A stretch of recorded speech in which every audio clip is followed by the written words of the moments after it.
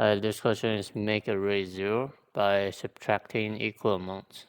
So you're given the integer array, so you want to return the minimum number of operations to make every number in nums to 0. So, alright, so how do I know? So it has to be what? Less than or equal to 0, to smaller than non-zero. So in this one, let's just think about this. You have 1, right? So you subtract everything by 1. So 5 subtract 1 is 4, 3 subtract 1 is 2, and then 5 again will be 4 again. And then, so this will be the new integer array. And then the smallest one is currently 2. So you subtract 2 will be 0. 4 subtract 2 will be 2. And then you will do the next iteration to subtract 2. So this is how it is, right? The idea is this. But the problem is we don't want to keep apply the operation for every single iteration.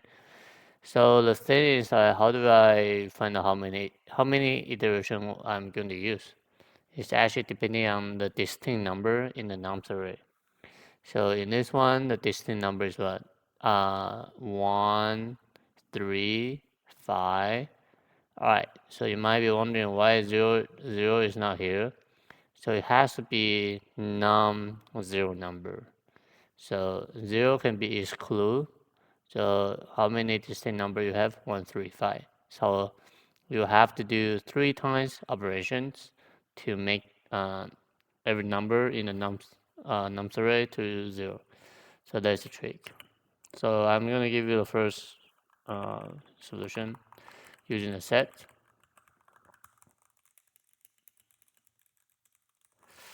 And then basically just a set that size. So traverse the nums. And if the num is greater than 0, I say set add. So should be good. Okay. Alright, so time and space is olefin times olefin. A little bit improvement for this is using a counting array, and then we know the range is going to be 0 to 100. So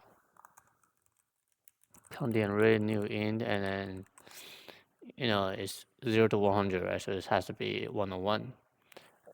Alright, so the result represent how many iteration. So for in nums, if the current num is greater than 0, I'm just say C counting array for num increment.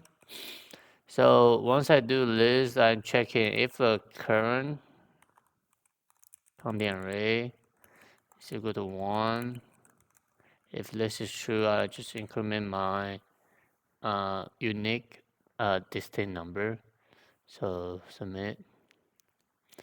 Yeah, so basically you can do this. So they are the same, but it looks pretty ugly when you nest the solution, but it doesn't matter. All right.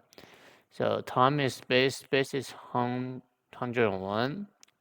Sorry, space is 101 times olefin, right? So this will be it. All right. See you later. Bye.